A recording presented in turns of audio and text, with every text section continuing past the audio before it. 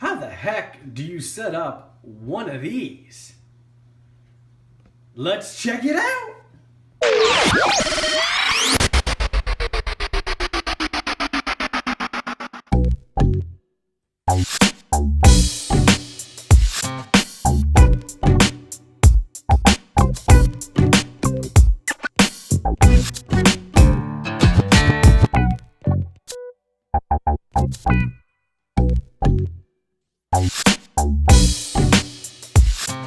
What's going on YouTube? It's Jay Wilson, JWill07, Instagram, Twitter, Jay Wilson on Facebook, NORTHFINUSA.com, and on Facebook. Check it out. So we're here today to figure out how to set up one of these. Well, how do we do it? What do we do? There's so many videos out there that tell you step by step how to do this. But it doesn't make your tank your tank.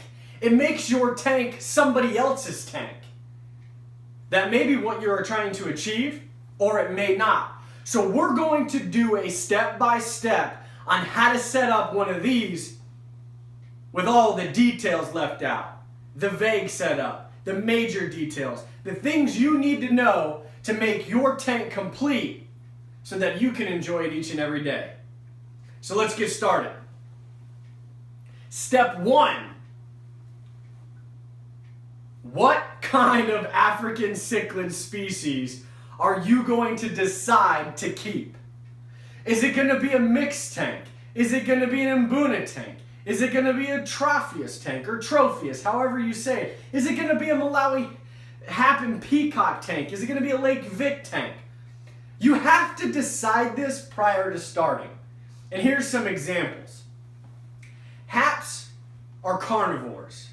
They're middle of the pack swimmers. They swim kind of in the middle, hang out. They don't need a ton of hiding places. Hiding is not something a hap does. Okay? They're hunters. They eat whatever they can get their mouths on, and that's a hap. And what I mean by a hap is they're cruising. They're like the Cadillacs of the species. Okay? So you're not necessarily going to throw a ton of holy rock in there. You can, helps with the pH, but you don't necessarily need to. Second, peacocks. Peacocks, do they need hiding spots? Well, some will swim in and out of holes, but they're more of a middle bottom type swimmer where they're foraging, they're trying to get through the substrate and they're sifting. So they're the ones that are going to require a little bit of rock space. You know, all of tanks have rock, but they're going to require some of these type of rocks. They can kind of get under, kind of claim their territory and do their thing.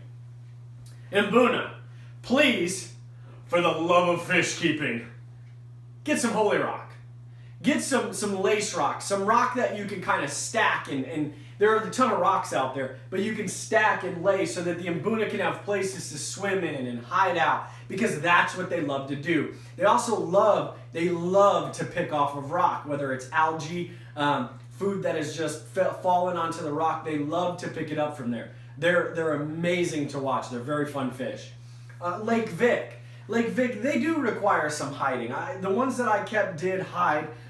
They're more of a shallow type swimmer, so they kind of stay close to the bottom. Tropheus are very, very, when you're looking at African cichlids, they're more of the complex type species. They require a very special diet.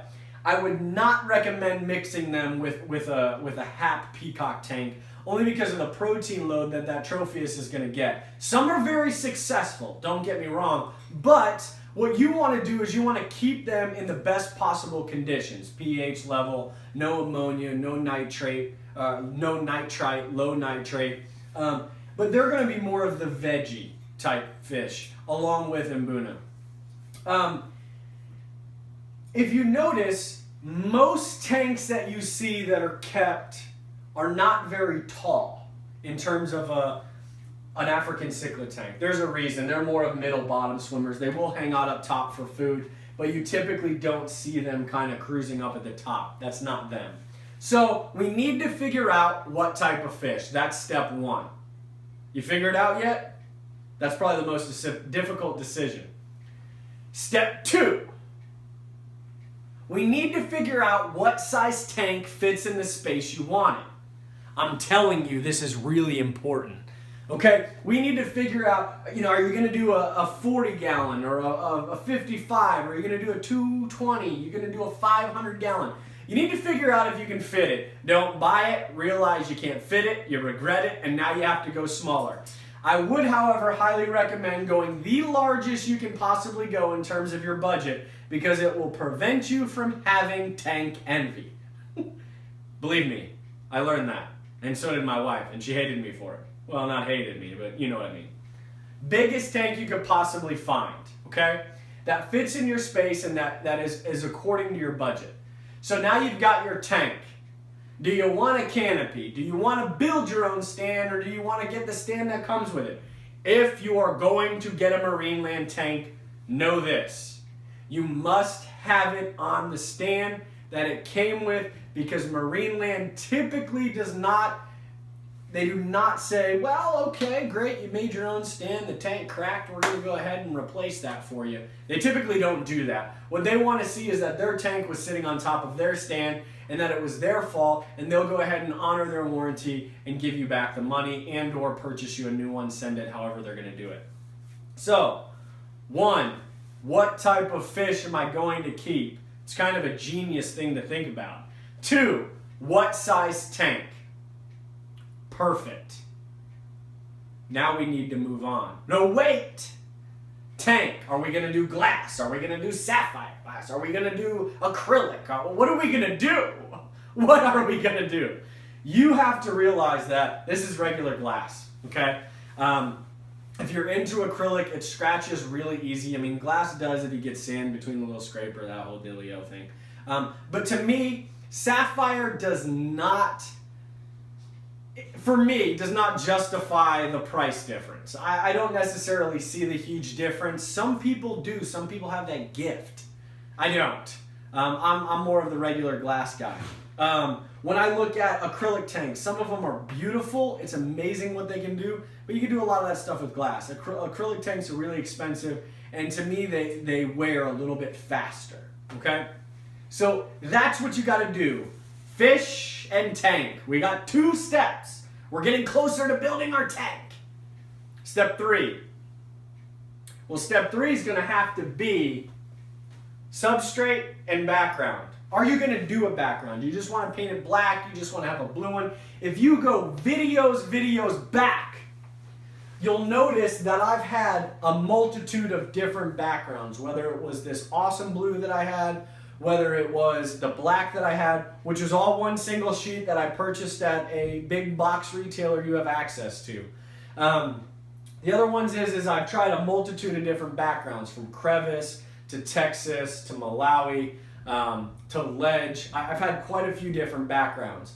So I've also done just Holy Rock. Now that I've evolved, my sand is Carib Sea. It is a mixture of the black, tan, and white. I've mixed it all together and I achieved the look that I wanted. You have to achieve the look you wanted. In this video, I can't tell you exactly what to do because it takes the fun out of it. Let's have some fun when you're doing it. Check out the colors. Think about it. See? He's very frustrated. So what we need to do is figure out what color you want to go with. As I said, Carib Sea, multitude of 3 colors, black, tan, and white. Background. Do you even want one? Do you just want a clear background? Do you want to do painted black, you painted blue like I said, or are we going to do a Universal Rocks background? You don't even have to use Universal Rocks, but I like them, customer service, you get it, I enjoy them, that's why I go to them. And hey, you get a 15% discount if you use J. Wilson. That's kind of a bonus, okay? I like this Malawi wall. It is very deep, okay? So you're going to lose some tank space. So if we're thinking smaller tank, we don't want to think big background. I say that because you don't want to make that mistake. You want to think of a crevice type background. They look really amazing. Look at Josh Spalding's older videos. He utilizes the crevice background, and I think it really accents it very well. Okay, so we've got that taken care of. Substrate, you can do rock, you can do bare, you can do whatever you want. I like sand because Carib Sea sand is a little bit coarser. It's heavier. It doesn't get sucked up into my filters like others do. You know, I tried the fine sand, I tried the pool filter sand. It was a nightmare. Okay, it flies around like crazy. Your call. Well, now what do? Step 3. No. Step 4. What we have to figure out is filtration.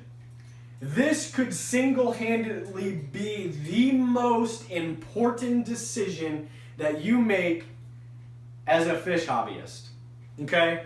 Because if you go short, you're not going to achieve what you're looking for, the clarity. You're not going to achieve the water, the water quality. I have some people that tell me, yeah, I haven't washed my filter or cleaned it out in over a year and a half.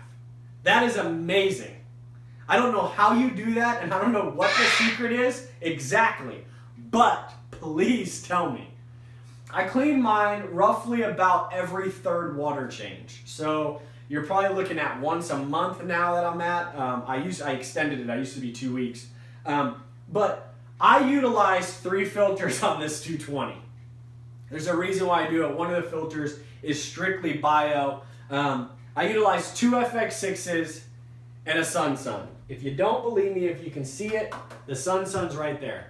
Okay? I still utilize that product because I still enjoy that product. If you're looking for a budget filter, the Sun is where it's at. The HW304 Bravo. Okay? Best filter hands down for the money. Didn't say it was the best filter, but it is the best filter hands down for the money. I think you can achieve this by getting onto the internet, and you'll probably pull one for about $70 to $80. So you can get 3 for cheaper than you can get the FX6. So why did I choose the FX6? Here's why. I chose the 2 FX6s because of the background. Okay, I needed some material that was a little bit stronger and had certain clips and things that would be more secure. That's why I chose the Fluval FX6. I had the FX5. When I jumped here, I was able to score a great deal online, and I got 2 that were amazingly priced. So, filters. Make sure you're over-filtering your tank, because if you're under-filtering it, you're not doing yourself any justice. By over-filtering, you're doing a couple things. I like to have more than 1 filter. Whether you're doing a hang on the back, whether you're doing whatever you're doing, canister, sump, whatever you're doing, have a backup. Here's why. You're in it about a year, you're enjoying your tank, you're like, all right, great tank, looking great. Boom, filter dies out. You don't have any money right now, and now it's harder to get where you need to go, and your fish are going to perish. But that backup filter will hook you up for a little bit until you can buy time to get that next filter, okay? That is what I recommend. Whether you need to fix that old filter or whatever the case is, that is huge. I'm telling you folks, it is huge. Always have a backup, whether you're using an Aquaclear, you're using a Marine Land Penguin, you're using Fluval, you're using Eheim, you're using Sun, you're using Aquatop, you're using whatever you're using, have a backup. I promise you, you'll thank me later. Okay, step number 5. What do? We've got a filter, what do we fill it with? Well, if you're utilizing the 2 filter system like I highly recommend, you can throw in a multitude of different stuff. One thing you have to have is bio. You have to have a good bio. I utilize Seachem Matrix, but there's a lot of other great products out there. I've just been using it for a long time. I'm really comfortable with it. I'm confident in it, and so I use it. I utilize Pond Matrix and regular Matrix.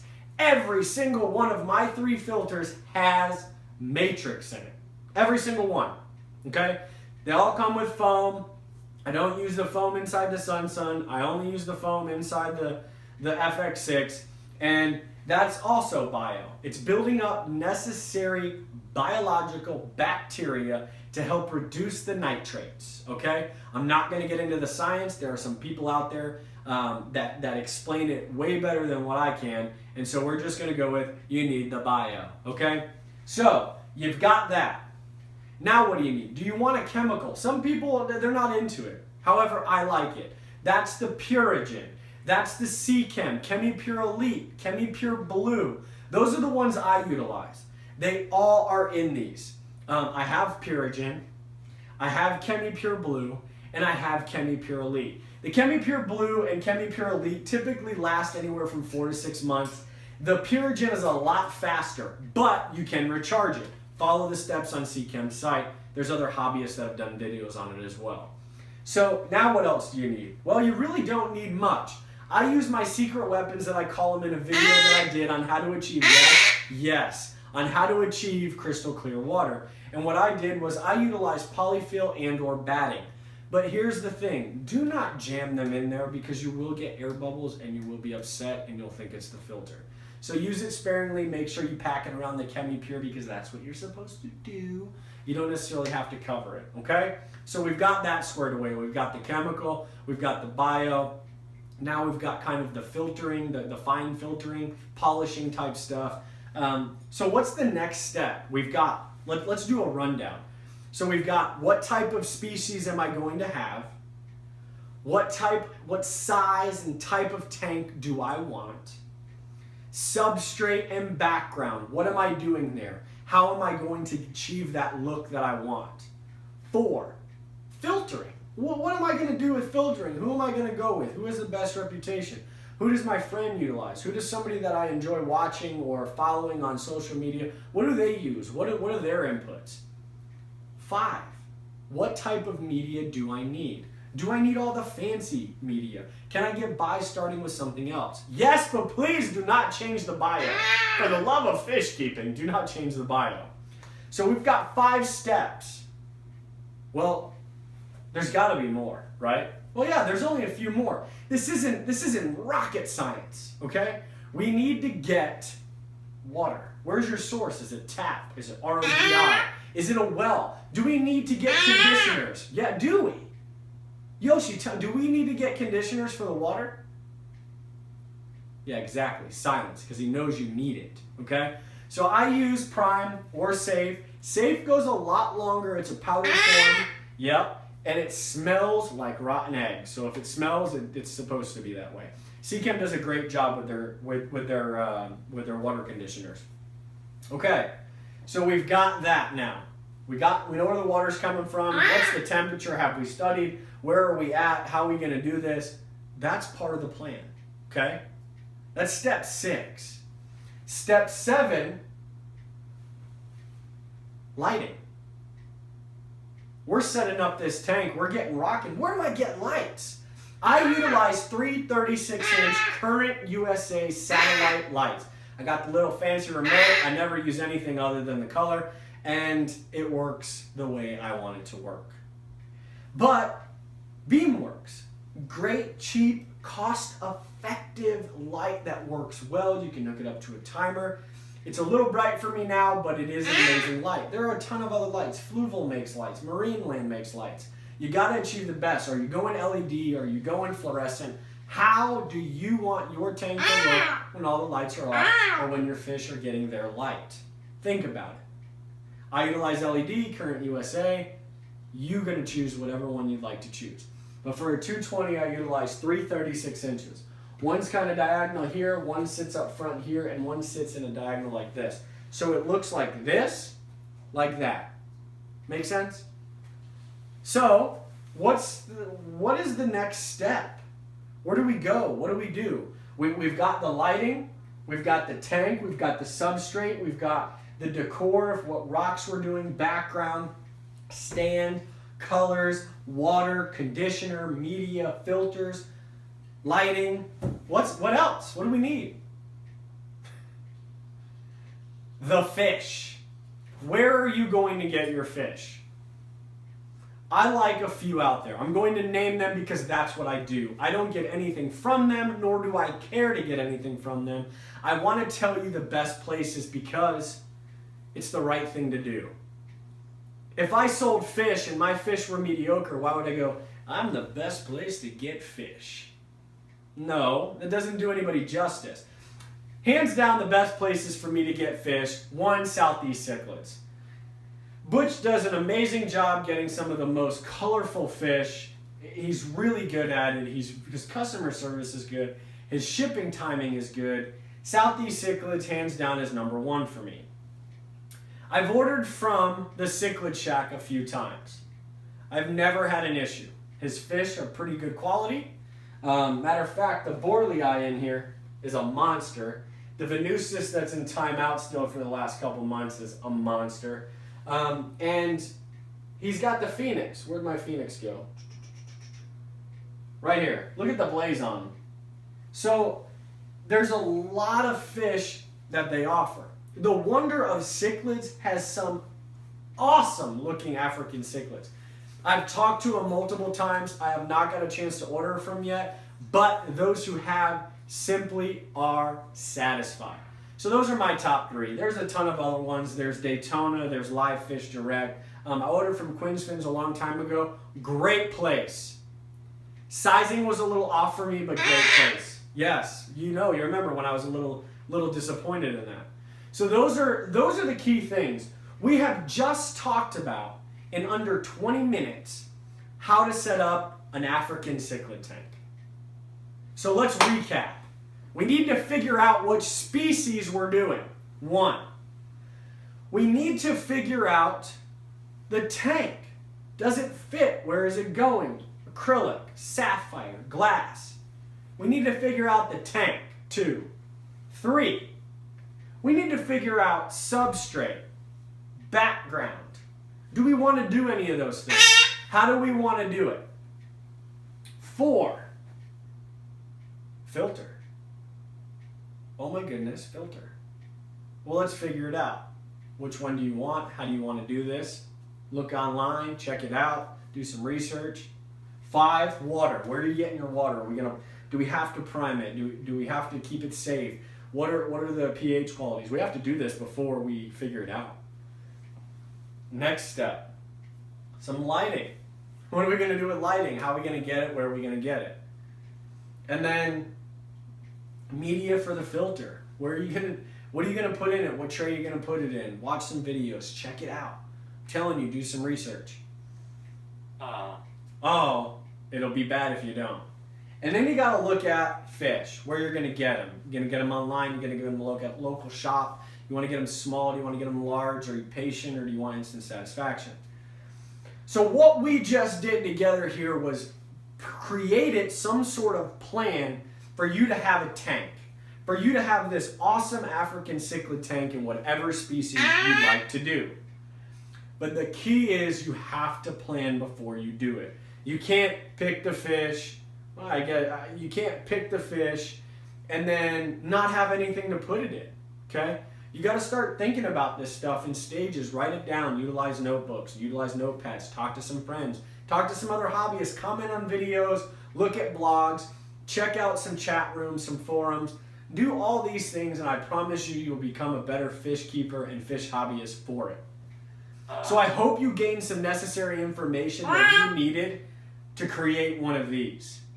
If you have questions, please comment. I will answer. Email me, askawaywithj@gmail.com. But wait, there's more. What are you going to feed these fish? There's a ton of different products out there. The choice is yours, but make sure you get a quality food. NORTHFINUSA.com has Northfin food, but there's a ton else out there. You've got Cobalt, you've got Extreme, you've got NLS, you've got Hikari, you've got Dainichi, you have Omega. I need you to look at them and make sure it's quality food, because if you buy amazing fish with crappy food, you will never see the results that you intended to achieve. Okay? So I hope all of this has helped you in many ways. If you have extra questions, don't hesitate to ask. I'm here for you. There's a ton of other hobbyists that are here for you, and we want to see you succeed. So, subscribe, share, like, dislike, comment, but subscribe. Fun fact, 85% of the people that watch my video are non-subscribers. Amazing. Hit the subscribe button. It would be really cool. It would just change the dynamic of the 85 to 15% difference. Just a fun fact. So thank you so much for watching. Thank you so much for tuning in. Thank you so much for supporting. It's 2016. Let's take this year to the next level in terms of fish keeping. You know what's next.